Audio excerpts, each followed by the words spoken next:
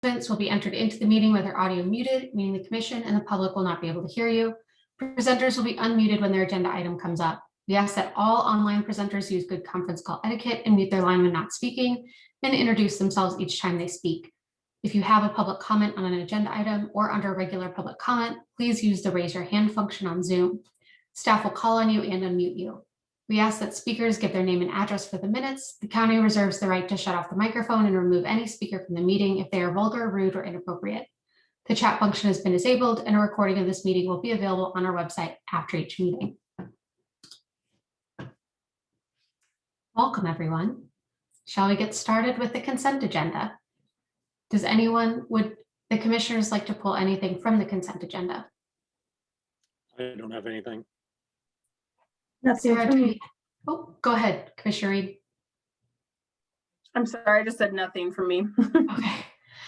Sarah, do we have any public there with you in the courthouse? We don't, so no one to pull an item from consent. And Jill, do we have anyone online? No, I'm not seeing anybody. Fantastic. Then we will look for a motion to approve the consent agenda. Move to approve the consent agenda items 1, 2, 3, 4, 5, 6, 7, and 8. I'll second that motion. All of those in favor, please say aye. Aye. Aye. Aye. And that carries. So we will move forward to our regular agenda. And we'll start with item 2.1, 2020 year-end transfers. Thanks, commissioners. And I apologize. This was it was a late add to your agenda and it's my fault. We had a little glitch in the software and we needed to get this out at the last, kind of after we'd already published the agenda. And we are eager to get it in front of the commission as we try to close our financial books on 2020.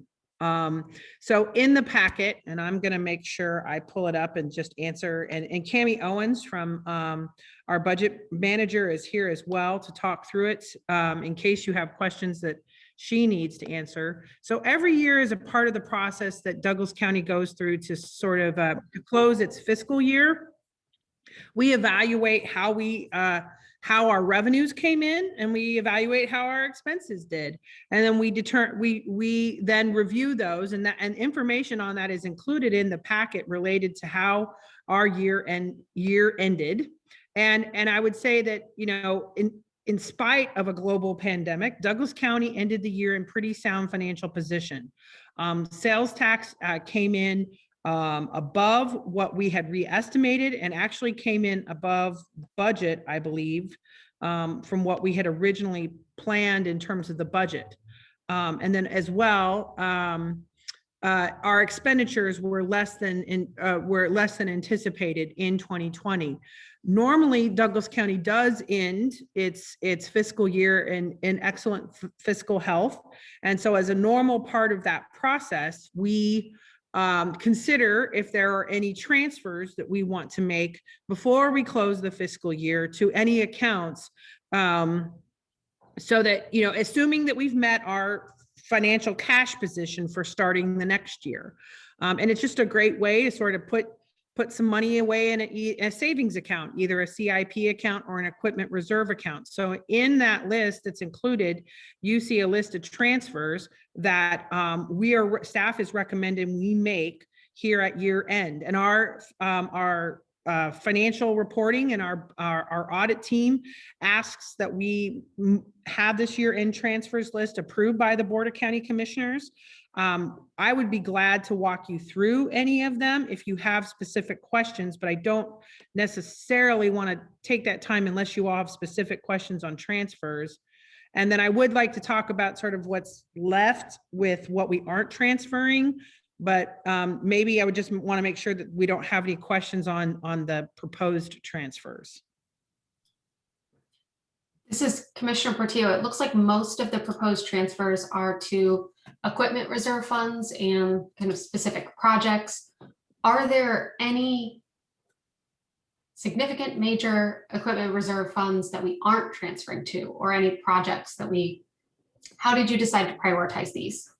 So every year, when we go through our regular budget process, you will see a series of plan transfers. So in our budget process, we do a series of those, and those plan transfers are to set funds aside for deferred maintenance so that we can have a regular replacement of equipment and that we don't need, so that we're planning for that. These would be on top of those. In many cases, there are a couple probably things to point out in terms of newer items included in this list that you're going to hear a lot more about as we move forward. And I would point out specifically related to the $960,000 in emergency communication radios. This is a project you're going to hear more about in the next couple months. It is time for our regular radio replacement. Radios are just a very expensive piece of equipment, and they have to be replaced on a regular basis. When we did, and there's a significant amount of radios that we have here in Douglas County, not just with our sheriff's office and that team, but also emergency management, emergency communications, as well as criminal justice services and public works. And so it's a pretty substantial investment for us. This is something that I've had numerous conversations with the director of emergency communications, who's helping spearhead this project. We need to establish a regular transfer into this account on our annual budget process. And what you're seeing here is an initial investment. I do anticipate as we begin to talk about the 2022 budget, we're going to need to add more into this account. And then we need to plan for it on an ongoing basis so that every year we put aside funds so that when this comes up in 10 years, because every 7 to 10 years, this comes back before us, we already have a significant amount of the funds available to make that investment. Included in this, in this whole project are some pretty substantial servers that have to be used to sort of manage and store that information, and related to to manage those radios. And that's a pretty steep cost. So I would anticipate that this investment, while it is pretty substantial, is not the last we're going to talk about making that investment to radios. Some of the others that you see on that list, generally, one of the things we've been able to do is that, if we've made smaller transfers based off of how a department what they have spent on that year. And if they weren't able to sort of, it's been an incentive to not spend funds unless they were needed to be able to make an investment into their equipment reserve account at year end. So the rest of them I would consider pretty routine and just an effort to play some catch up. We've made some the sheriff's office equipment reserve was hit pretty hard for some security improvements over the last couple of years. So this is an attempt to sort of catch up into where that fund needs to be moving forward. The courts are similar. We have used unused funds left in courts to help set aside funds to make technology investments in the court system and to really upgrade all the audio, visual, technological things that are required in each of these courtrooms, which are even now more than ever more important as they conduct trial over using remote. I don't know why all of a sudden all my words left, but using I don't know, audio visual tools to be able to have court. This has been a pretty normal routine part of how we have made those investments over time. Sarah, this is Commissioner Kelly. When we did our budget in the summer, we expected a drop off in some of these numbers, and really what we're seeing is that didn't happen, I think is what you're saying. I do remember that one of the things we decided not to do was to give our county staff, we held them at the same level. Have you put any thought into that? Go ahead. Yes. Like you have, yeah. Yes. So that is the reason why we are not recommending to transfer a larger amount of how we ended the year fiscally, and why my recommendation to you is to start the 2021 fiscal year with a higher beginning fund balance than we anticipated. And you're right, Commissioner Kelly, we did not plan for regular compensation increases in the 2021 budget when we passed it. And I guess I just ask us to all go back in time a little bit. It was, May of the pandemic. We were very uncertain about our revenue forecast, and it just really felt like it was not prudent to put those kinds of increases in place. What I did say to the commission at the time when we were working on the 2021 budget was that if we did come in strong financial position, which was our hope and all the work that we did, that I would come back before the commission and talk about how that we really can't take a year off of making sure our employees stay somewhat competitive. I'm not going to use the word competitive because even the last compensation analysis that Douglas County went through in 2013 and 14 indicated that at that point in time, we were 30% below marketplace in terms of hiring. And my anticipation is that has not gotten any better over that time frame. And particularly with taking a year off, it would be difficult. So what I would like to do is if there are more funds carried into that beginning fund balance to start the year, my plan is to bring back before this commission, probably within the next few months, so a recommendation for how to approach employee compensation inside fiscal year 2021, using some of those funds to make that happen. And obviously that's a recommendation that the commission can consider. I want to have more information for you to make that separate decision.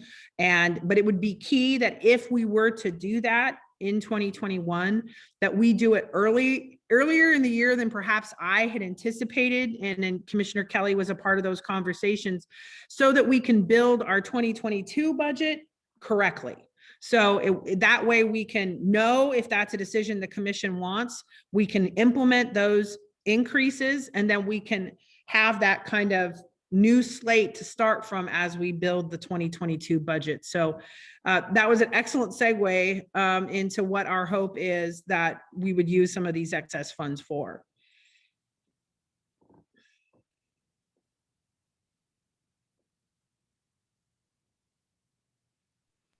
I don't have any questions, Sarah. And commissioners, I'm always proud of how this organization manages its finances, and particularly as we, this was really, I think this demonstrates our ability that we were aware, that we were on top of this, that we were anticipating these changes, that we were conservative in our revenue estimates, and that this organization is conservative in its expenditures. If it did not need to be spent, it wasn't, because they know that this process is, that if unused funds are in that budget, that we can use them elsewhere in the organization to help bring the organization forward. So this is the work of our whole team to get us to this point. This is Commissioner Portillo. I really appreciate the focus on some of those equipment reserves, because we know that a lot of the equipment that we use in local government are big ticket items when we need to replace them, and maintenance is always an ongoing expense. So I really appreciate the way that that's been taken into account in the budget over years. And so it's a really responsible way to move forward with the budget. Sarah, your team is just amazing when it comes to budget. It's, I think we stayed conservative, really, and to have these balances without a tax increase, I think is really, really impressive. And what your team has been able to do to make sure we control costs without cutting services to Douglas County. Have you put any thought into sort of, as I don't want to get ahead of recovery just yet, but you talked about the courts a little bit and some technology that they're going to need in order to do so. Have you put any thought into just maybe how we have to change operations going forward in county services due to the pandemic, or due to just new practices that we've learned? Is that in there at all? I would say that that's part of the reason why I want to keep a pretty healthy reserve at this point. I think we're just beginning to see what the impacts could be, and particularly with the court system, I think that's probably the area where there's perhaps the most impact that could be made. That was an organization that very rapidly embraced technology to continue to do the work that it had before them in ways that they, I think it's fair to say, had not fully embraced before the pandemic. So I anticipate that those needs are going to be more substantial. And how do we sustain this? And it's one thing for folks to do it now, but as regular workloads pick back up, and there's still the expectation that we continue to do some things online and in person, that takes more staff and it takes more resources. And so I would anticipate that you're going to see some requests inside the 2022 budget that will be more reflective of that. Other than that, I don't know that I could get specific at this point in time in terms of specifically how, but there are going to be some things that are always going to stay using technology that frankly, it's just easier to use, and for some things, not everything, moving forward. This is Commissioner Portillo. I do think that we need to be really self-reflective with that as well, because prior to the pandemic, we didn't really have much of a tradition of online accessible county commission meetings. And I think that during this time, we've seen that having that online access is a positive for our community. And so how we're working in a very old building, how can we kind of think through ways to continue with accessibility and an online access when we're able to come back together in person? Agreed. And, I would say, and then there's impact then, like, as you mentioned, on capital projects. One of the items that we want to bring back before budget is conversations about our downtown master plan and, how we had envisioned this, beautiful historic courthouse that we work in and the judicial law enforcement center across the courtyard. And while I think we did a ton of great work in that process, there are some pieces of that are going to need to be reevaluated because of the pandemic. And how to use those spaces. So I think we're just beginning to see how the ramifications of this moving forward, and which is why I think it's important that we not try to lose too much. Taking a year off from employee pay increases is going to be really detrimental to our workforce. Investing in our workforce is really important. I think when you hear from department heads and elected officials about the people that do this work and pivoted to do this work during a pandemic, being able to continue normal, regular compensation increases will just be key to keeping that strong, really talented workforce that we have.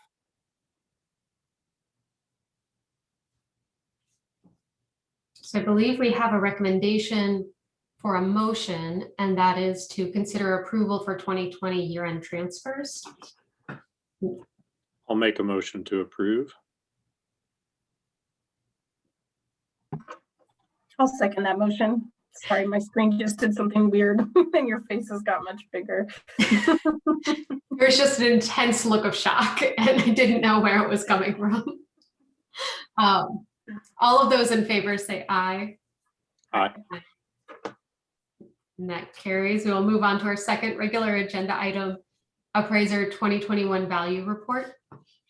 And actually, this is an excellent segue as we move our county appraiser, Steve Miles, into the meeting to give this update. So this really is congratulations, you just closed the 2020 fiscal year. Now we're going to begin to talk about how we prepare for the 2022 budget. And one of the important ways to do that is what is the state of the real estate market? What is the state of appraisal? What's happening in terms of that marketplace out there, and in terms of how it impacts our appraisal process. So normally every year our appraiser does he does a newsletter where he communicates with the public about this. So a lot of this information is a part of his regular newsletter. But I thought, just because this has been such a difficult year, and there's a lot of unknowns as to what's happening out there in terms of the value of property, it would be good to bring Steve in to have a conversation with the commission, or just have him do some brief outline of what he's seeing right now. And that will begin to help form our crystal ball as we begin to look into planning the 2022 budget. So with that, I'll turn it over to Steve to make his remarks. Well, I wish I had a crystal ball. Good evening, commissioners. I am Stephen Miles, county appraiser. Pleasure to be here in this setting. This is a first for me, so bear with me a little bit. I'm going to try and share my screen here in a moment, but as Sarah said, this is just kind of a brief overview, and the document that I'll be showing and that you had in your packet pretty much sums up briefly what I was going to say. And so with that, I'll share my screen to get started here. At least I'll try to. Okay, you should have a copy of the memo on your screen now that I sent with the packet. Essentially, want to send out kudos to my staff and to the IT department and all the other departments in the county that dealt with the pandemic last spring. As we at that time, we were just about ready to start our annual appeals of the valuations. Every year, people have the opportunity to protest the valuations that my department has determined for tax purposes. And we weren't fully prepared to go fully remote, but we did, and handled it very well. My newsletter that also you should have gotten or should have access to, and I'll show it here in a moment, but it covers a little more detail about such things as how many appeals we had, what the win-loss record was, if you will, in that. And it also mentions some of the things that I covered in the memo and we'll talk about tonight a little bit. Essentially, we're looking fairly good, really. Our valuations overall have went up about 4%. With that being said, there are going to be some sectors, and primarily on the commercial side, our income producing properties that took a massive hit because of the pandemic. As I said, hotels and motels, we're looking at as much as 30% decline on some of those. Some of the downtown properties, as much as 15%.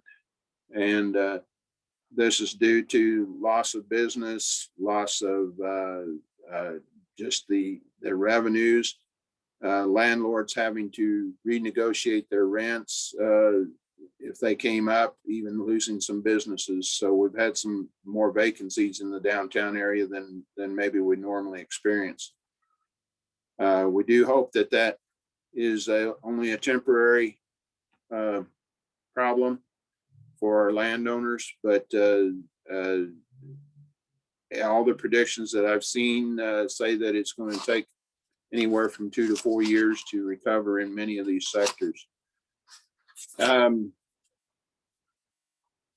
Scroll down here a little bit. This is a screenshot of the report that I generate each year for the clerk, and this is just for the real estate properties. Personal property comes a little bit later. That's due May 1st, and so I don't have those projections yet.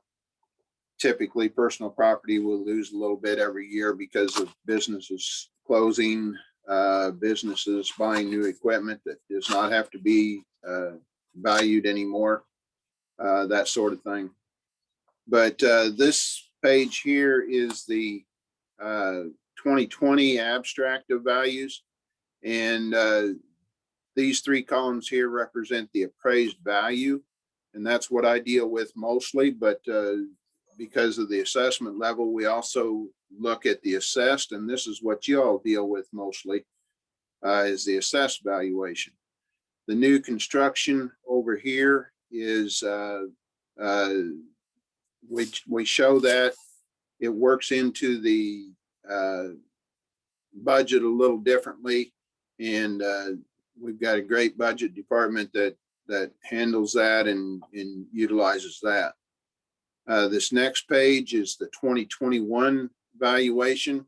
This is as of last Thursday, I guess it was. And it's showing the increase in appraised value, the increase in assessed value. Our new construction was down from what it was last year, but part of that is I have to go through and manually input some of that new construction for remodels and some things that were started in a prior year and are now finished. And I've been working on that for the last couple of days. Should finish that tomorrow, so that new construction number will be a bit different than what it's showing right now. But doesn't change a whole lot, really. This next page is it's a report that's generated, and if you notice, it says that it's the average appraised value. So for our ag parcels, we did have an increase in the total value, or the average valuation per parcel. So we had an increase of about 5% or 0.5% rather. Here's our commercial. The average valuation went down about 1.1%. So that's kind of reflective of what our commercial sector has been doing, even though we did increase in the overall commercial valuation. The increase is due to some of the industrial, some new businesses coming in, some new commercial properties coming in. But overall, we had a greater loss per parcel of existing than we did gain in new. So therefore, we saw an overall or an average loss there. Exempt, really immaterial here, but the appraised value, and these are just appraised values, not assessed, but the exempt properties, we have some come on exempt, some go off. So that's just a reflection of that there.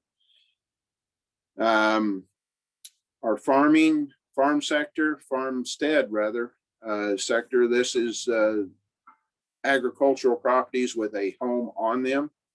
And we actually saw an increase in that area by quite a little bit. Part of that's from the ag land valuation, but also the fact that we saw quite a few people moving back out to the country, buying an acreage that they could do a little bit of farming on and still have as their residence.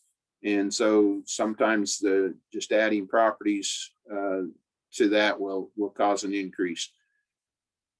The residential, this includes the apartments. We saw an average increase of about 3.3%. So if I look at my totals, my residential on assessed, and I did not include this one, but our assessed valuation currently is about 5.43% higher than what it had been in the past. So residential's done very well, as I said in the memo, and I think my newsletter. A lot of that was due to lower mortgage rates, higher demand, less availability, and I think the newspaper had an article a day or two ago that pretty much backed me up on all of those points.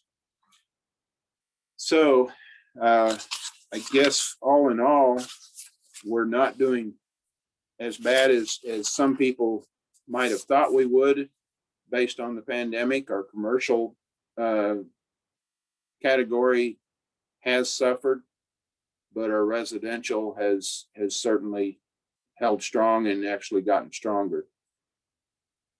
With that, I'll be open for any questions. If I don't have the answer tonight, I'll try and find it for you as quick as I can. I never admit to having all the answers, and sometimes finding it takes a little bit longer than just having it at the tip of my fingers. Steve, it'd be great if you could stop sharing screen, and then that way we can kind of see all of each other's faces. And If I can figure out how to do it, I will. I appreciate you Oh, giving us here it kind is. of a Okay. more in-depth analysis of it, just to give a sense of, I do think as commercial tends to firm up over the next month or so, and we begin to work on how total appraisal works into the 2022 budget process, we can anticipate that, there might be some more, there's some folks that are doing okay and some folks that aren't. And, in a process that sort of takes a total appraisal into place, that's probably truer today and truer in this marketplace that we're going to see moving forward, as we build the 2022 budget. So it's just important for the public to understand that, eventually we're going to have a number that we work with to move forward in developing a budget. But inside that, there are a lot of little numbers, and some are up and some are down, most definitely. We're certainly gearing up, I guess, if you will, for the appeal season, which starts mid-March. We send out the valuations March 1st. That's statutory, so we will be sending those out within the next 2 weeks. And then March 20th or somewhere in that range, we'll start getting, of course, obviously, we'll start getting phone calls and questions the day after everybody gets theirs in the mail, or anybody gets theirs in the mail. But we fully anticipate that there's going to be a lot of references to the pandemic and how it's impacted, and how compassionate we should be. Unfortunately, we are governed by the statutes of the state of Kansas, and many times my hands are tied as far as how compassionate I can be, and it's statistic driven. We're judged by we're graded, I guess, by the property valuation division, and if we don't meet certain requirements, certain levels, they could step in, and nobody wants that. So This is Commissioner Portillo. One thing that I found really interesting, which makes a lot of sense given the pandemic, is the split between residential appraisal evaluations and commercial. Having been on the residential housing market this past year, it was an unexpectedly hot residential housing market. Have we seen that kind of residential versus commercial split in the past? Is this something that is unique to the pandemic? How unusual is that circumstance? I think it's been there from time to time, but it's just been exacerbated and highlighted, and maybe even brought more to the forefront because of the pandemic. People are, obviously working remotely from home more and more. Businesses are finding they don't need the spaces that they need. We're not eating out as much as people had gotten used to. Mass gatherings, group gatherings are not. I'm kind of like Sarah. I lost my words now, but they're just not a good idea at the moment. And so I think it's just been more exaggerated. It's just been brought more to the forefront, but there's always been some difference between the residential and the commercial.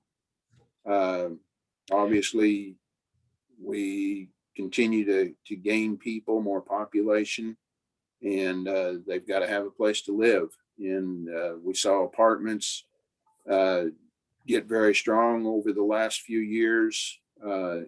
I kind of anticipated that they might feel the effects of the pandemic, but then when you stop and think about it, people still need a place to live. So the fact that the question about KU and attendance there and that sort of thing was heavy in our minds when we were looking at things.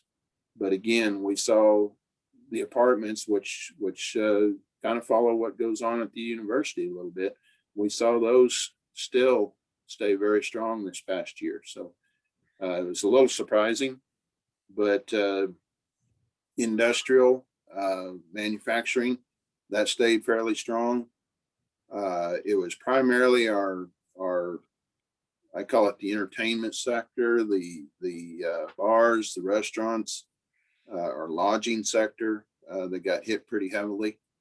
And so I think we just saw everything get kind of exaggerated and exacerbated. Steve, to Commissioner Portillo's question, I think back and, I came to Douglas County in 2010, just as, we were really beginning to feel the effects of the 2008, housing crisis that happened and the recession at that time. Was that a time where perhaps commercial stayed strong and residential took a bit of a dip? Right. I didn't think about that, but yeah, I was thinking more in terms of how it is now. But yeah, commercial stayed fairly strong during that time, although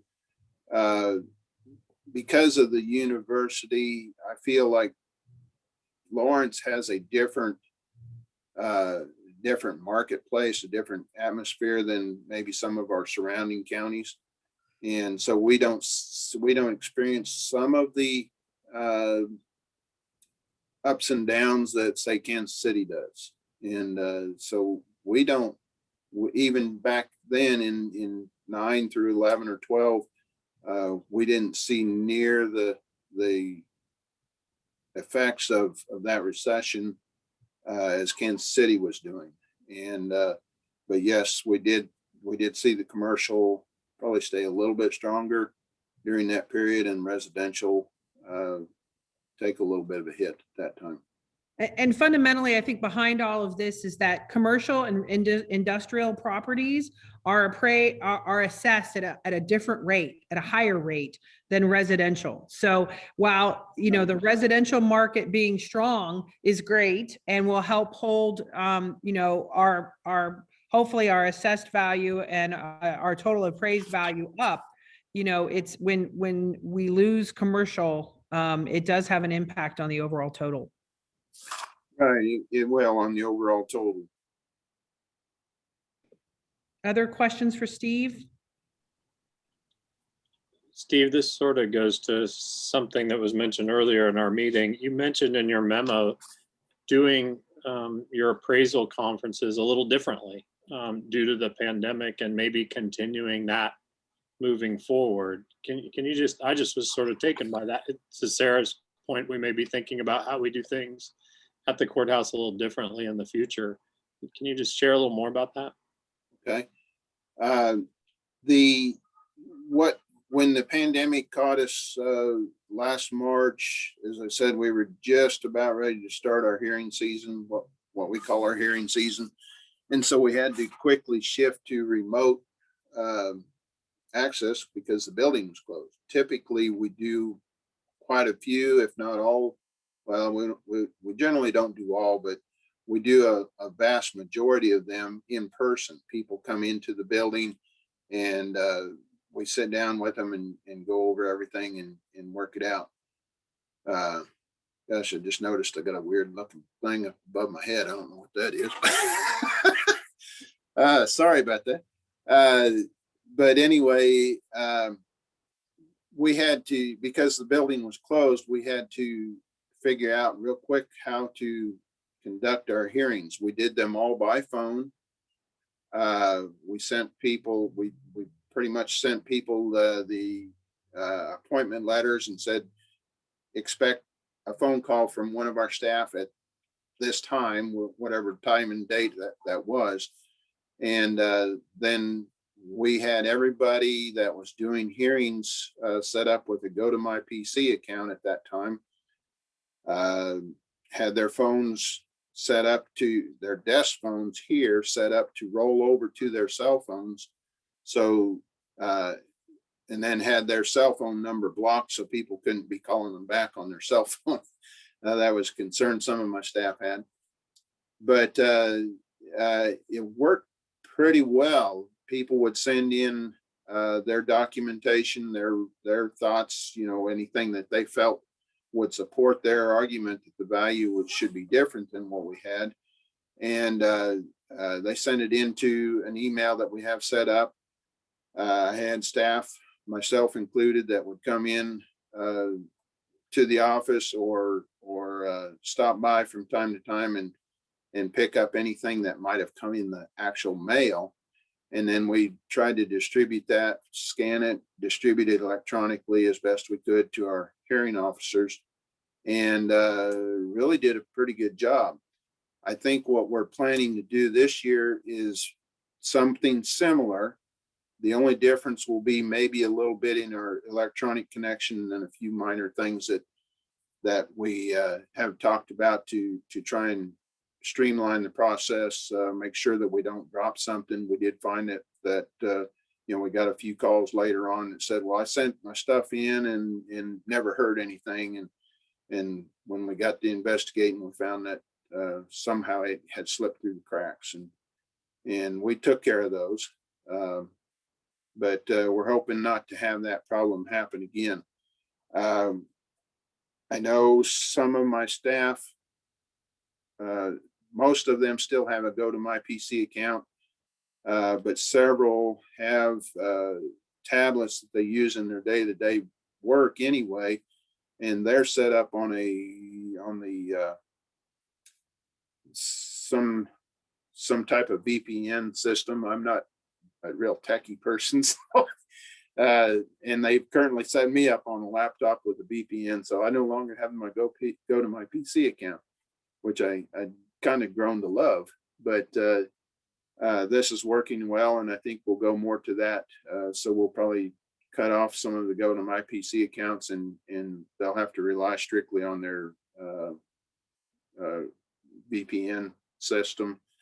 The one drawback that I see is we do ask them to use their cell phones, their internet connection, and nobody has said anything to me. I anticipated that they could, but the concern I had was that somebody would come in and want a stipend or something, some compensation for utilizing their data, their phone time, whatever. To their credit, nobody's brought that up to me yet. I'll probably get hit with it tomorrow, but anyway, we anticipate we're going to do it pretty much the same way we did last year. We anticipate that it'll work out very well. I think the public was appreciative of it. That being said, if somebody absolutely insists on coming in person, that will be an option that we'll entertain, but because the building's open now. Last year, we didn't have that option really. Well, I appreciate you adjusting, and as we talk about accessibility going forward, this seems like a great opportunity to provide that for the residents in the county. And if that worked well, that's great to hear. And I appreciate your flexibility in that. This is an important service, and we need to make sure people feel like they can access it in a variety of different ways. So thanks to your team for doing that. Thank you. Thank you. We will make a change here in the future when we move to the new tax system that we're busily working on. But we'll probably have more of our data available online, such as the square footage of a house, the number of bedrooms, that sort of thing that we do not currently have on our website. I do get calls from time to time. Well, I've looked for this, I can't find it.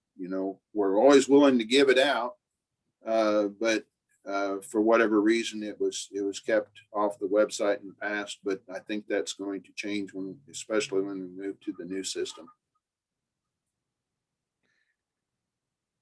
Any other questions for Steve?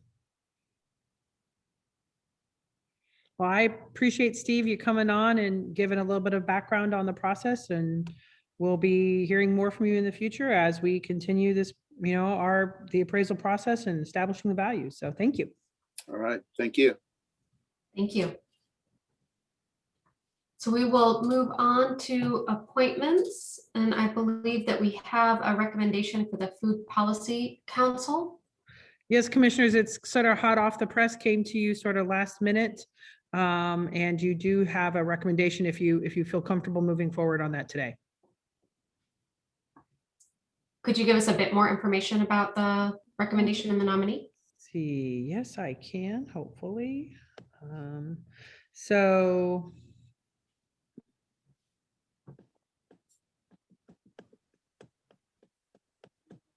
I'm sorry, trying to find here we go. So the Food Policy Council is recommending to appoint Cody Haynes to an undefined vacancy on the Food Policy Council. This would be a 3-year term. Cody has 8 years experience working in the food service industry, is a highly impacted food system sector. And that's really a view that the council doesn't have right now. So I think they feel like this would be a tremendous asset. Cody is a beginning producer of an orchard and vineyard south of Lawrence, and this perspective on being, the entrepreneurial aspect of food systems and land transition and acquisition for beginning farmers would be really helpful. And just for the commission's note, once if this recommendation is accepted along with the appointment, the appointment you made last week of Ashley, all the appointments to the Food Policy Council will be filled. Thank you, Sarah, for that. This is Commissioner Reed. I would be interested in making that nomination and doing the appointment today if the other commissioners are comfortable with it. I have been acquainted with Cody for a while, and a couple weeks ago had a meeting with Kim at the Sustainability Office about the vacancies on Food Policy Council. And I'm really excited to see that there's been some active movement on trying to fill those vacancies. And if my calculations are right, there's a next Food Policy Council meeting next week. So it seems like a good time to go ahead and get that filled. I think I've known Cody mostly because he's made me really delicious coffee and treats at Decade and Cellar Door over the years, and always enjoy conversation with him and run into him and his partner along with my partner at Vinland Valley Nursery. And so I just learned recently that he is a landowner and has started doing food production. And I think that it's such an interesting myriad of experience to really bring to the table. And somebody who is new to land ownership and food production is an interesting perspective, I think. And so I was really excited to hear that he's interested and that Kim brought this forward, and also know that he attended the Food Policy Council's retreat that they had earlier this month. So I think he's already really jumped into the work, and would be happy to nominate him and get that, or I suppose take Kim's recommendation and make that appointment formal today.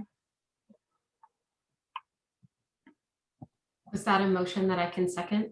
Or do we need a more formal motion to move to appoint Cody? I see no from Sarah, but I think that sounds like a motion to me. Fantastic, I second it. All of those in favor of this appointment, please say aye. Aye. Aye. Sarah, I have a bit of a question. You said we appointed Ashley last week, but my records show that we got that request on February 5th. So that didn't make, did we appoint her and I don't remember?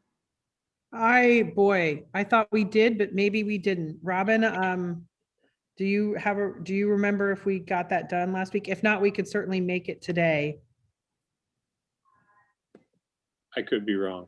I was just going back to my emails because I thought we had 2 appointments today, but maybe. Well, let's just go ahead and do it because Robin, it doesn't have it handy. So if, and I could be glad to read some information on Ashley, if that would be helpful for the commission, for the record.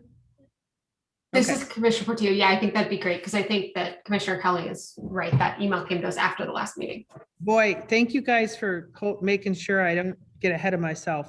So Ashley Hornberger has been recommended to fill the agricultural producer vacancy on the Food Policy Council. She would be continuing a vacant term that expires in December of 2022, and then she would be eligible for appointment to 2 3-year terms after that.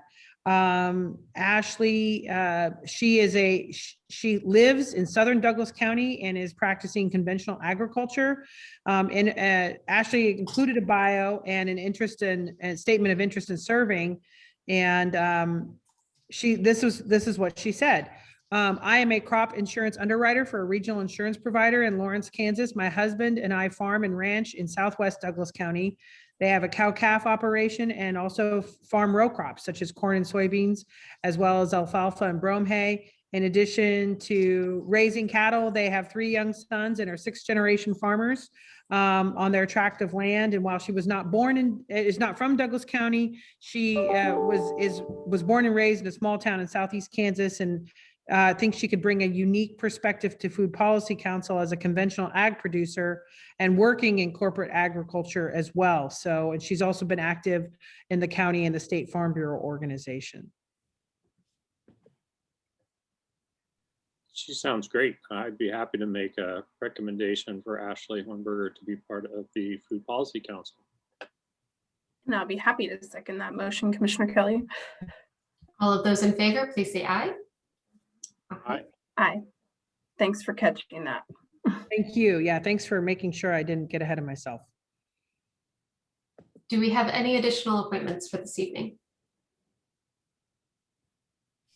I just think we should pause for a moment to know that we have filled every appointment. This is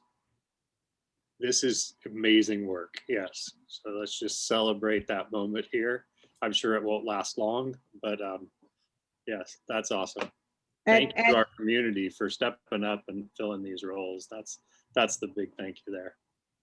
You're correct. There are a number of appointments that expire in March. So we're already beginning to hear what those March expirations are, and staff is beginning to work on bringing those before you soon. So, but let's enjoy our victory. I believe we are now to general public comment. Sarah, do you have anyone with you at the courthouse? No, I don't have anyone here for public comment.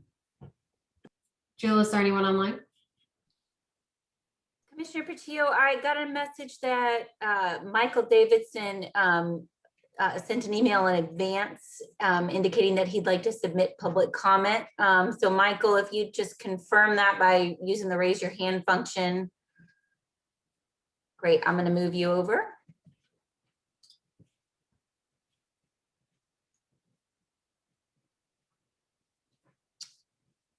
All right.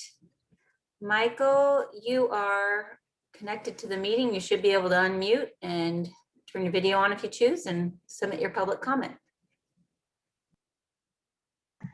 Thank you very much. I'm Michael Davidson. I'm the Executive Director of Explore Lawrence.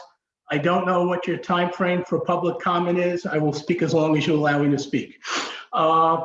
It's very interesting to start. Mr. Davidson, I do just want to point out that typically we try to keep it to 3 minutes, but.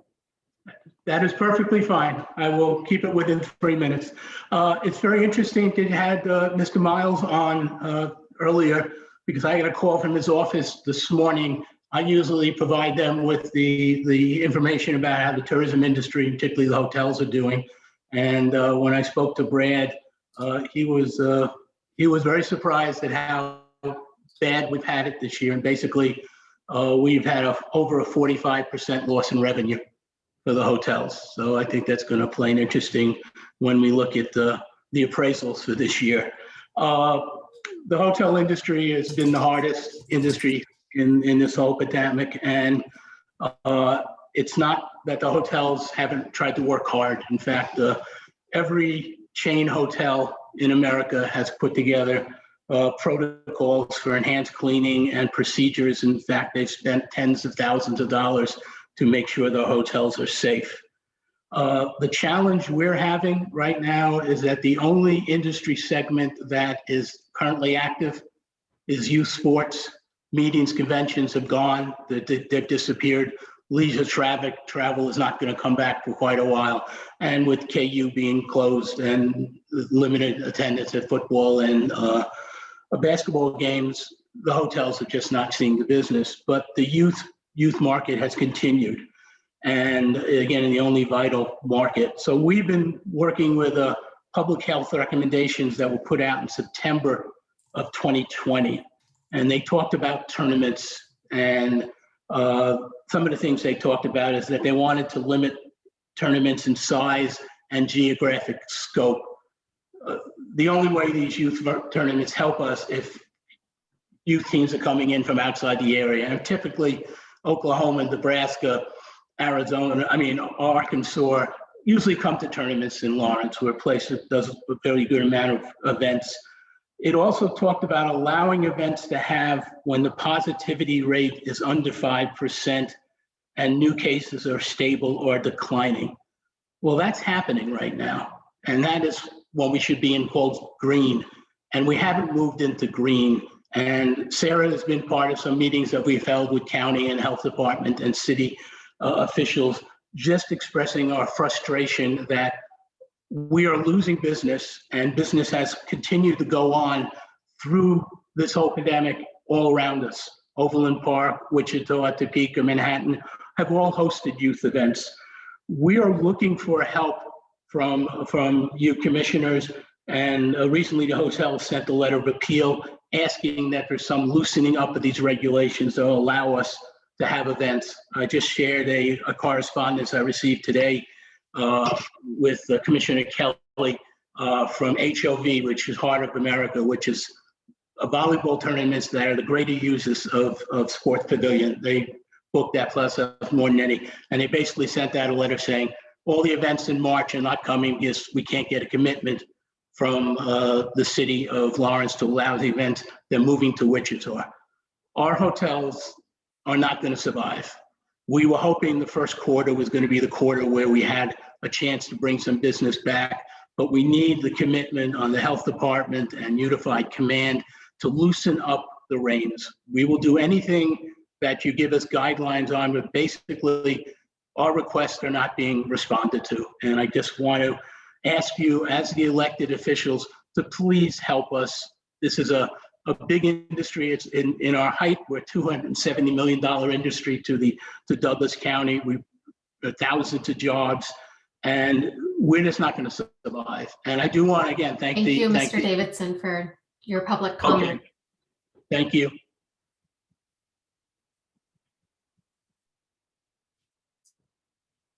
And I believe that with public comment, we are not entering into discussion. We're just receiving public comment. Correct, Sarah? Generally, that's our practice. Obviously, if the commission wants to, direct staff to do anything, based off that, we can talk about that during miscellaneous. Thank you. Jill, did we have anyone additional to provide public comment? I have not seen anyone, no. So that does seem like we're moving right into miscellaneous, and we will turn it over to Sarah first. Thanks, commissioners. Just a couple items. We do have a work session next week on prevention as a part of our behavioral health effort. So I think this will be a really great work session for you all to hear about what's happening with Engage Douglas County, which is the work group that is working on our behavioral health and substance abuse prevention efforts. So I'm looking forward to that. I wanted to make sure, so what we talked about, I think recently, that I'm going to add some items to your commission calendar over the next couple weeks for the rest of February. One of them will be our quarterly judges luncheon, which we will get noticed and add to calendars, but that will be at noon on Friday, February 26th at noon. That same day, at earlier in that day, the Planning Commission is holding their annual retreat. And they traditionally ask the city commission and county commission to join them for a portion of their retreat to just, talk about issues and what's happening. And I have been informed that they would like the elected bodies to be there at 11 if you're able to attend. So we will notice that meeting as well on our site, and I will make sure that you have the Zoom information. Obviously, there's a lot of years where everybody can't make it. So please, if you're able to, I think it's a great conversation to have with the Planning Commission, but if not, we certainly understand. And then also, I think everyone's calendars were good with the judges luncheon at noon. So that's on there. And I guess I could give you a few small updates related to our COVID-19 planning and response and how things are moving. We've had a lot of conversations lately, and I want to start off by saying today we held I believe our third mass vaccination clinic at the fairgrounds for vaccination for everybody in phase 2 other than over 65, which is being managed by LMH Health. And I don't think I need to tell anybody how cold it was today. I think we can all feel it. I'm very proud of our team working outside in the elements today as a part of that vaccination process. And there have been ongoing conversations as this cold front seems to be sitting with us a bit. I think the Unified Command and the Vaccination Planning Branch are talking about options in that may involve less drive-through clinics and some clinics where people can come and get inside. And just because it's for the staff and for the volunteers that have to work at these clinics, it's a really cold, long day. And I would hate for someone to I don't know, just be through being exposed to the elements, have some sort of risk with that as well. So I do anticipate that we will come back, and talk to the community about other options related to mass vaccination. So I think it's just important for folks to stay paying attention as to how we move and approach this work and what other options out there.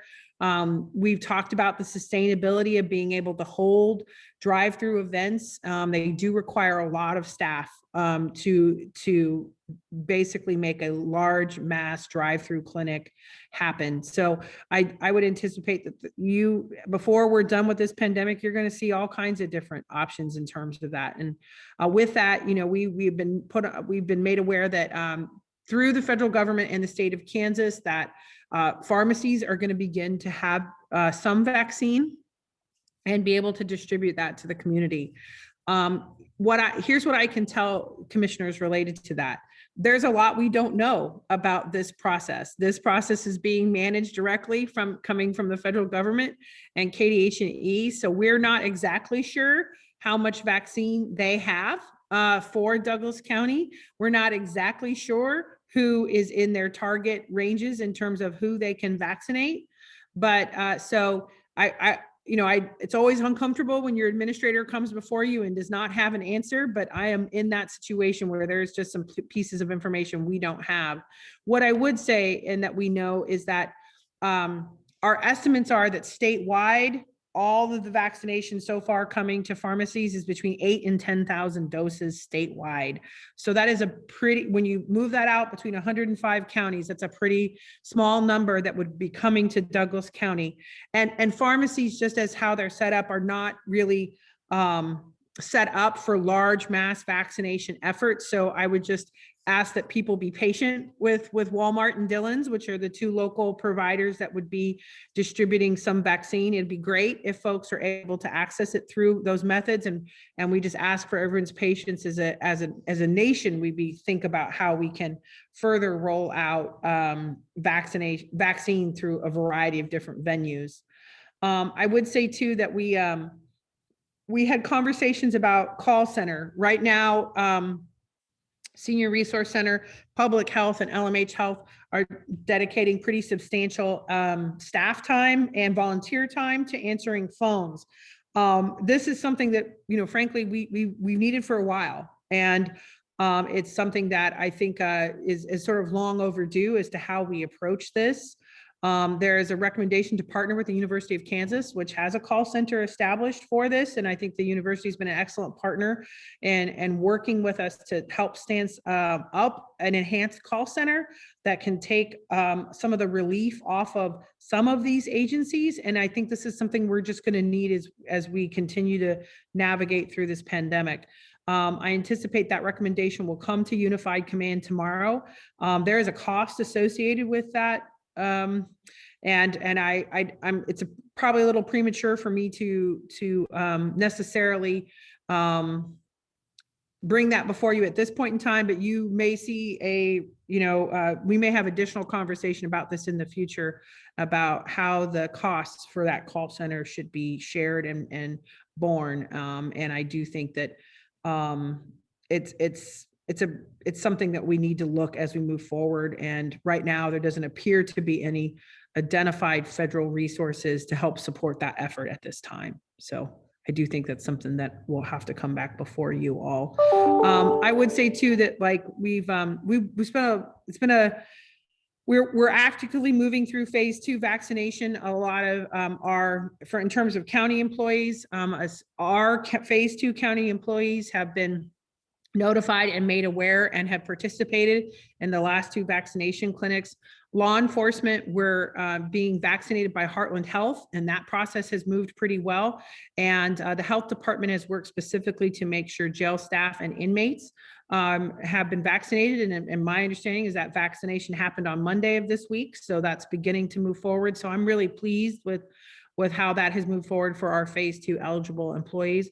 I would anticipate that by next week, all of Douglas County's phase 2 employees will have been through that process. So what the value of that is then those doses can be reallocated to others in the community, and we can begin to make more progress on educators, grocery store, food service workers, and individuals over 65. So that's just how dynamic this process moves in terms of trying to get folks in and signed up and moving through the process. And I know we've made a lot of progress this week with the education branch and getting those folks included in this process and getting our educators vaccinated as well. And, I want to thank Commissioner Kelly for his work with the school district on helping with that process as well. And Jill Joliker and Robert Benecki from our team to help make sure that process moves forward smoothly. So I'd stand for any questions that the commissioners might have.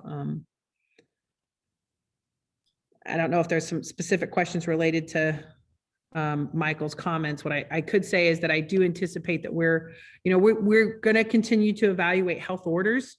We've done that regularly through this pandemic. We will continue to do so. I would say that the recommendations that Michael's referencing are related to the gating criteria, which for use of those facilities, which was established between the health department and the city of Lawrence for use of their facilities. So I do know that I think it's really kind of in their laps to sort of determine if they want to make those adjustments in terms of how that would go moving forward. I would say that, we have, from what the health department holds that they set what that gating criteria is. And I think that that's appropriate. That is based off of the advice of the health officer and the infectious disease team. And they have recommended that we stay in yellow for a period of time here because of the amount of new cases. I would say, as someone who sits in on those Unified Command meetings weekly, that does get looked at and does get adjusted. So I do think that it's a potential that we could move to green in the future, but it's really we're really too soon in the pandemic to sort of commit that we're going to be in a particular phase for a longer period of time. But how that particular gating criteria works and what that is really something, in my view, between the city of Lawrence and its use of its facilities and the recommendations from the health department. So this is Commissioner Portillo. I do have a question about that. I really appreciate that we're focusing on gating criteria being set by the Lawrence Douglas County Public Health and really thinking about having our health officer taking the lead in that space. Mr. Davidson mentioned that these were set in September, it sounds like from what you're saying that the kind of discussion around gating criteria is revisited regularly with Unified Command. We're hearing more and more about new variants of the virus that spread more easily. And I'm just wondering, I guess, one, help me understand the timeline a little bit more of when these orders were established, how often they're revisited, that sort of thing. And two, how is Unified Command and how specifically is the Lawrence Douglas County Public Health taking the new variants into consideration with these criteria? Great question. So just to clarify, there are two pieces. There is the public health orders, which are, what our mass gathering limit size, which is currently still sitting at 10, and related to how late and how certain businesses can be open. So those are the public health orders established by Dr. Marcelino, and those are reviewed regularly. I believe we talked about them, I would say we've reviewed them at least every 30 to 45 days during this pandemic. I could get you an exact timeline, but we're reviewing those on a regular basis. Our intention is to look at them again here very shortly in terms of that piece of how late do our establishments allowed to stay open and mass gathering size. Now, related to the being in yellow, green, orange, or red, that is the gating criteria. So not necessarily a public health order, but a recommendation. And that has been used, it has been used by the school districts and the city of Lawrence for establishing the use of its facilities. And those are really recommendations. We can't enforce those through gating criteria, but I would say particularly for use of facilities with the city of Lawrence, they've been pretty, they've followed those recommendations pretty strictly. And so in addition to what particularly is being referenced there is that was set up saying, like, if there's a certain number of conditions, you're in green. And if there's a certain different in conditions, you're in yellow. And if you're in certain different conditions, you're in orange. And then from each of those categories, it meant different things in terms of how either your school building could operate or how Sports Pavilion Lawrence could operate. And what Mr. Davidson is referencing is that if we were in green, they could have tournaments. And so because of the way that gating criteria was outlined, it said that tournaments were okay in the green zone.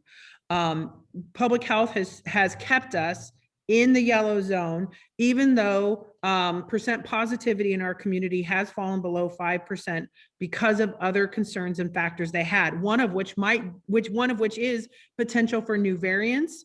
One of which is the starting of KU classes and the number of new people coming back into our community, and the percent positivity is highly influenced by the number of tests given. And so when we give more tests, it can impact that number. So we wanted to not make adjustments while KU students were beginning to enter back into our community more fully. And also just other things related to, the number of people inpatient at LMH Health, the number of people, the number of new cases.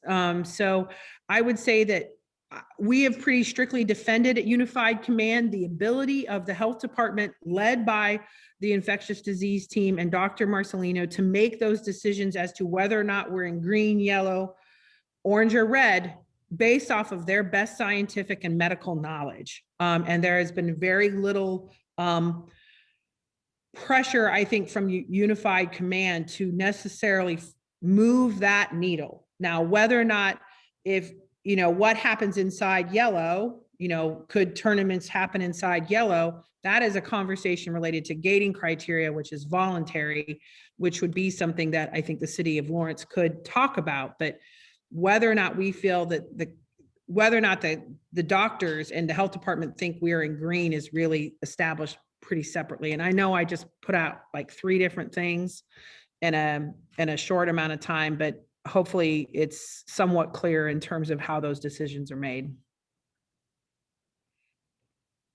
Yeah, I appreciate that. I did have one other question about vaccinations. We're hearing more and more from kind of national news about some of the racial inequalities and who's being vaccinated and how we're prioritizing folks within racial and ethnic groups. Do we have good data about that here in Douglas County? And how are we making sure that we're kind of thinking about our marginalized communities? What I can say, Commissioners, is that we are collecting demographic data to make sure we are analyzing it in terms of who's actually getting vaccinated in relationship to our community. We're so early on, I don't have any results of that yet. But to be proactive in that effort, in addition to, and I really credit our equity advisor team, which has been an integral part of our unified command structure and helping to keep this at our forefront, even if for some reason we wanted to slip, which we don't, to helping to keep these concerns at front of mind. One of the things that they are doing is inside the allocation of phase 2, we're making specific set asides to ensure that we have, for both racial or sort of equity inside each of those classes, educators, grocery store, food service, local government, transportation. If there are equity concerns into who can get those doses, that we're reserving some spots to make sure that happens. So that they can access that vaccine. Now, what we're struggling with is how to make that connection between who is the individual or individuals that need to make sure that we get that extra access to them. And that's been an ongoing concern. Transportation is a barrier. Language is a barrier. Access to technology is a barrier. And so I believe that we have more work to do here to make sure that we can ensure that those spots get full, which is it's a great first step to have spots set aside, but we got to get people to them.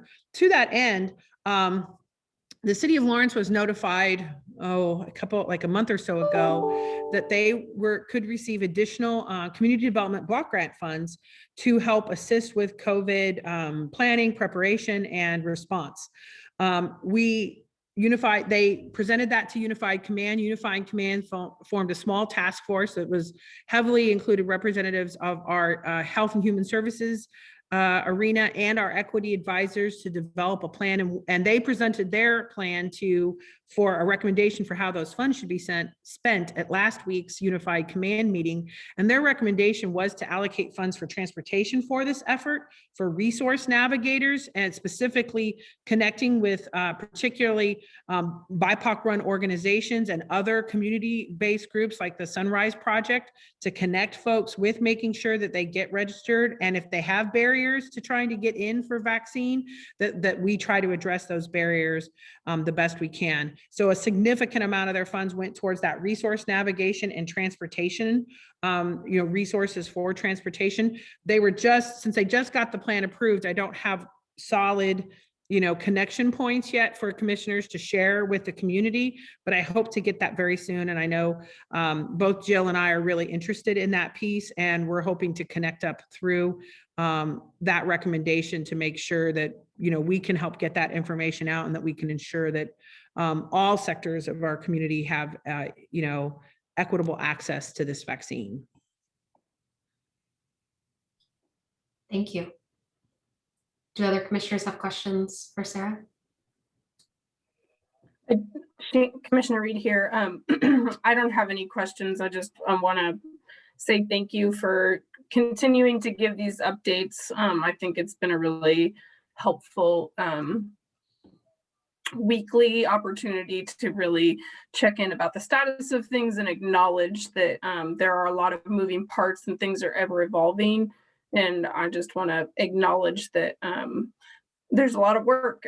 It goes into the planning, and having 3 mass vaccination events from public health and county emergency management in the past 3 weeks has been a huge undertaking. And so I'm eager to hear about some kind of diversity of tactics and extra opportunities to really diversify how we are giving people choices and access. So I just appreciate all the details. Thanks for coming prepared every Wednesday to give the public an update. Sarah, this is Commissioner Kelly. I wonder if you could just share, we got some information today, some communication had been out there about people being removed from the Douglas County database. And I know that those organizations that we're working with that will communicate it out, but seeing how it's one of our larger employers, can you share what was decided today about that database? Yes, and please make sure if I don't get this right, let me know because we've been balancing a few balls today. So particularly related to education, there's a wide variety of educators in that group. You've got folks that work for some of like our largest employers in town that work for USD 497 and school districts in Baldwin and Eudora and Lecompton, and also our private schools in town. And then you have a wider net of early childhood providers with hundreds of different employers. So trying to figure out a notification strategy for how that particular pot of education vaccine should be distributed has been challenging. So what I think the clarity that has been determined, and let me back up. So, it'd be really easy to just sort of say, well, let's just work through all the employers and let them sort of set those priorities. And we are going to largely, the doses will be designated by that amount. But we have an obligation in Douglas County that if you're an educator who lives here, but works for Olathe schools, for example, you are eligible for vaccine here. So that was been part of the struggle is how do we capture folks that are not necessarily working for a major employer and help get them get them in the process to receive vaccine as well. So there's the early childhood and then what I would call other educators will be selected through using the vaccine interest form on our website. That we've talked about in the past, that is our way of sort of collecting folks that are interested in receiving vaccine through the vaccine interest form. Our plan moving forward for major employers is to make sure that if that we're going to primarily work with the educational employers as opposed to using that list for specific spots for K-12 educators. And not use that list working through employers for that part of the list. We're going to do our best to make sure that we're pulling from the right group of people, so that educate and making sure that that folks are getting pulled in by those manners. But we also have folks that are over 65 and work for USD 497. Those folks may have filled out the form. If they're both, they will stay in the pool for over 65. If they're a part-time caterer or work at Dillon's on the weekends and they checked that box that they work in food service, they will stay in for those. But we want to respect and work through our major education employers to make sure that they help move teachers through and staff through that process as effectively as possible. So I would say the vast majority of doses in K-12 are going to be dedicated to our education employers. And then we will use the vaccine interest form to continue to sort of fill in for early childhood and folks that don't fit into those other buckets. Did I get that right, Patrick, from your understanding? Yeah, you did great. Okay. It's a complicated thing, but I just wanted people, I think one thing as we continue to move through this is I think it's going to get more stressful as we go. And for those who maybe have to wait another week and another week and another week. So I don't want anybody to think that they're being excluded for any reason or being removed from a database. I think it really takes a high level of communication between all the partners on Unified Command, and that's what's happening. And I do want to recognize so many of our county staff, Robert Bernecki and Jillian, and so many people, Sarah too, who are really working hard to keep people talking, and because it can get frustrating. And each group has to sort of consider our entire community, not just the one that they're representing. And I think when we talk a little bit, listening to Michael talk a little bit, it's important to recognize that all of our policies are about the safety of our entire community, and that individual organizations also have to make decisions for their individual organization. So for example, KU, maybe playing sports, but they have a very different testing policy right now. And then, the school districts might choose to play sports, but they have different policies and testing. And so it's up to the city to really decide how to use Rock Chalk Park based on the information that they get from our health department, who is tasked with keeping our community safe. That's their job. And they're, they have to give the best evidence scientifically on that. So I just share that as sort of keeping that overall goal while understanding that as you work with your specific population or even your specific group, we got to keep working together. And so just thank you for that, Sarah, and for going through that. I knew people got some different communication, and we're working on backing that up a little bit. So thank you. Thank you. And I, oh boy, trying to be clear and concise has just been a challenge that we just, I will tell you, we are sacrificing clear and concise to be fair and equitable if we can, and to try to do what we think is the best approach in terms of this. And so I have found those two at odds in ways I wish I hadn't in this pandemic, but to try to make sure that I think the best we can do is just prepare our community that this is going to continue to evolve and change. It's not what I tell you today may not be the case next week when we get together in terms of what we're doing moving forward. I hope it's that we have notification from the federal government that we're going to receive a large amount of doses, and how do we try to do even larger mass vaccination efforts. So, we're trying to plan ahead and look for some of those efforts, but it's really just, and I think we are pleased that the amount of overall vaccine that we have received during phase 2 has been steadily more than what we received during phase 1. So that's a good sign. But I think to that point of clear and concise, one of the things that we've identified is that more and more as we go through here, you're going to find situations where some people have received vaccine and some are still waiting. And I think it's important for us to communicate that we're trying not to make this a situation of the have versus the have-nots. And it's just simply a matter of how much vaccine we're receiving as a community and how quickly we can get it out. So, I know there are sectors of the community that are going to be really frustrated with that. And so efforts that we can do to try to communicate that and ensure that we're not exasperating systematic issues of equity in relationship to that are really important as we move forward. So please know that we're very aware, and we're trying to communicate and be sensitive to that issue as we move forward. Just another opportunity to remind people about the Douglas County Coronavirus COVID-19 Hub. That's a great place to go for information, because I think sometimes you hear something and it may not necessarily be true, or it may be that a group is working on it to try to address it. When we talk about things like transportation, we know that's an issue that we haven't solved yet. Doesn't mean we're not working on it to try to get there. And I know there's frustration. We all,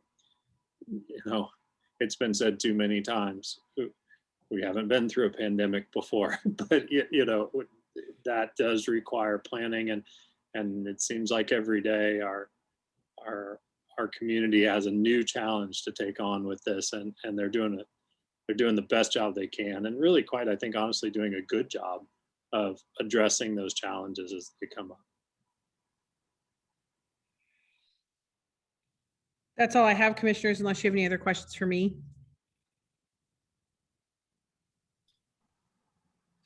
No, this is Commissioner Portillo. I did just want to update the commission that we had the CJCC Criminal Justice Coordinating Council meeting this week. It was very exciting because it was the first one that I got to participate in, and our new community representative, Mariel Ferrero, got to participate in. And I think that it was also the first one where we ran over our 90-minute time limit. So we had a lot of really robust conversation, which I really appreciated, and 2 items that came before the council that were really important. The first was kind of talking through a mobile response unit and how that mobile response unit will eventually integrate into 988, which is the new 3-digit behavioral health number that's going to be rolled out nationwide.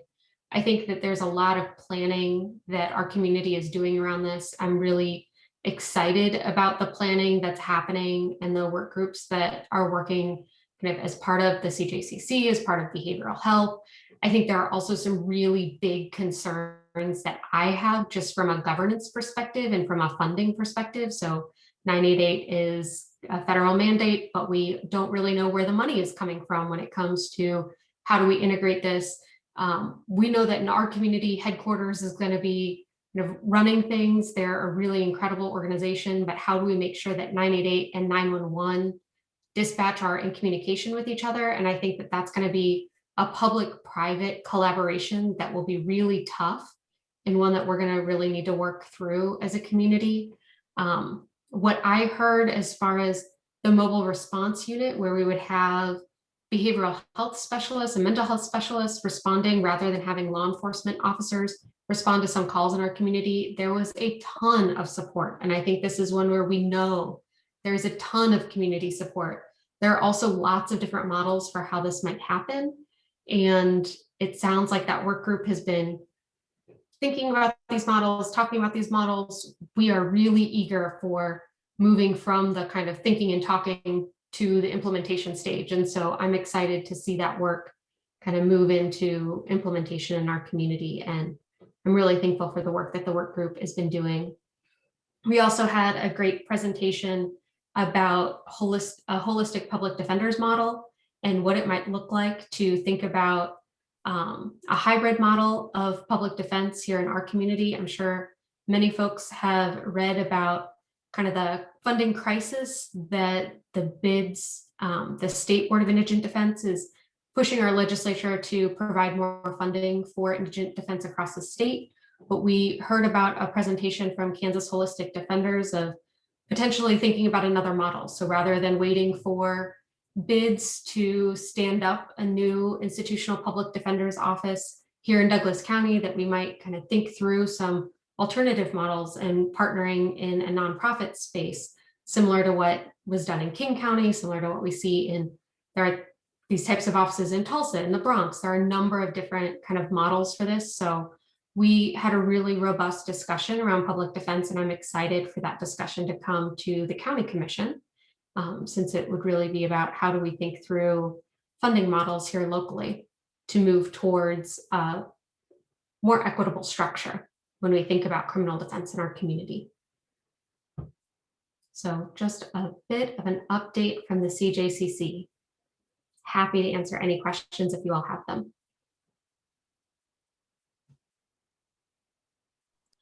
Don't, and if it's okay, I'll give a little bit of an update on the BHLC, the Behavioral Health Leadership Coalition, had their retreat on Monday. And first of all, it's inspiring to see the work that all of these partners are doing together. They are committed to improving behavioral health, and it is not a little challenge standing up our crisis center. And they are working really hard to make that happen. And, you know, there's really not a model for that anywhere around here. They're really breaking unique ground here. So the conversations that have to happen, the allegiances that have to happen, the collaboration that has to happen is really unique. And there's really not a lot that we can look to and say, oh, well, this is how you do it. And this is how this structure is going to work. So I think there is a board for that, and they're working through that. But also that group, BHLC, is thinking about sort of what's next. And I think I was encouraged with the discussion around looking at the Douglas County Community Health Improvement Plan. It's time to look at that again. And so I think it will line up very nicely with some outcomes that we can expect, and something that I just really I'm passionate about is trying to find metrics that we can, you know, expect and direct work and have them create strategies around meeting these metrics.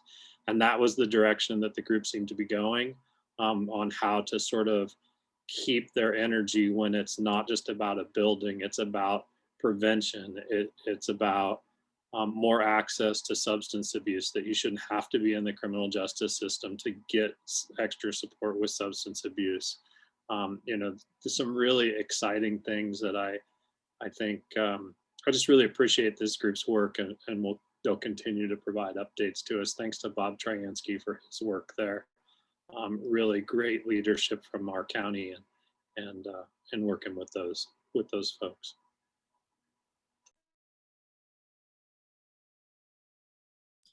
And if you have any questions, let me know. Really appreciate the update. Thank you. Commissioner Reed, did you have anything? Then I think that we are at the end of our agenda for the evening. Any last things for us, Sarah? No, thank you. I think we're ready to adjourn. Fantastic.